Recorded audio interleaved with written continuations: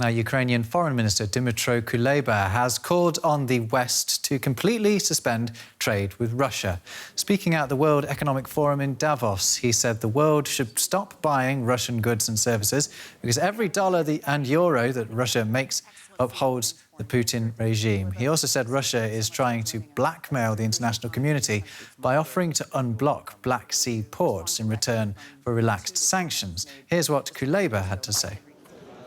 After 3 months of fighting, my message is very simple. Kill Russian exports. Accept some critical items that the West needs, but we need a broad strategy aimed not at blocking this or this, but the goal, the strategic purpose should be kill Russian exports. Stop buying from Russia, stop allowing them to make money, which they then invest in the war machine that destroys, kills, rapes and tortures people in Ukraine. Dmytro Kuleba there. Well, let's get some reaction to that idea of isolating Russia in the hope of ending the war. We can hear from hedge fund manager and prominent Kremlin critic Bill Browder, who's also in Davos. He's been speaking to DW's Ben Fazulin. Bill, is total economic isolation of Vladimir Putin the only way now, really, of stopping this war in Ukraine? Yes. Now that Putin has crossed the Rubicon, now that he's gone into Ukraine, he has no capacity to back down. He views compromise as weakness. He views negotiation as weakness. And I've been in a conflict with him for 10 years over the murder of Sergei Magnitsky, and I've never seen him in one instance back down in one way. He only has a forward gear, no reverse gear. And if that is the case, and it is the case, then the only thing we can do is completely and absolutely starve him of the resources to fight this war. Is there enough unity here in Davos for that?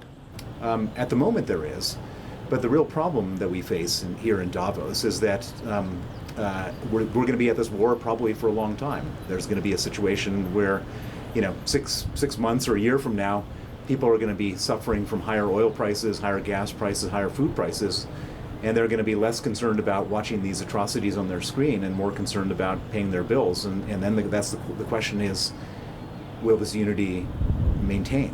But Ukraine feeds the world.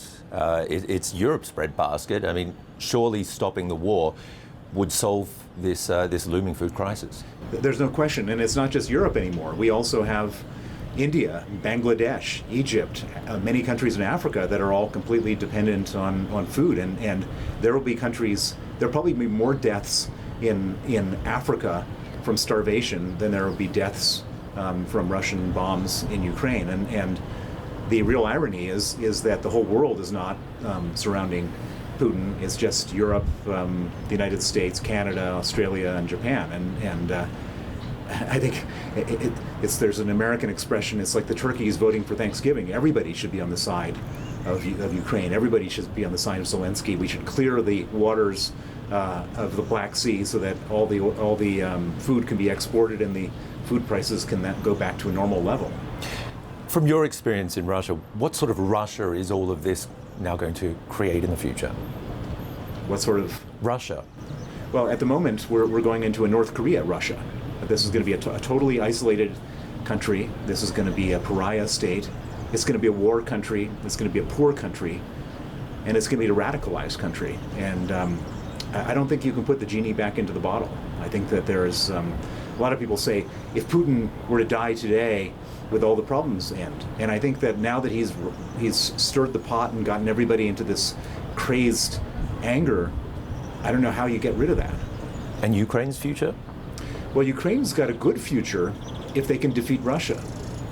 Ukraine can become a member of the EU, could become a proper member of the world community, a democratic country. They could rebuild, but the main precondition is they have to defeat Russia, and we have to help them in every way possible. What about your future? How worried are you about your situation, considering Putin's reach abroad, especially the UK, as we've seen in the past?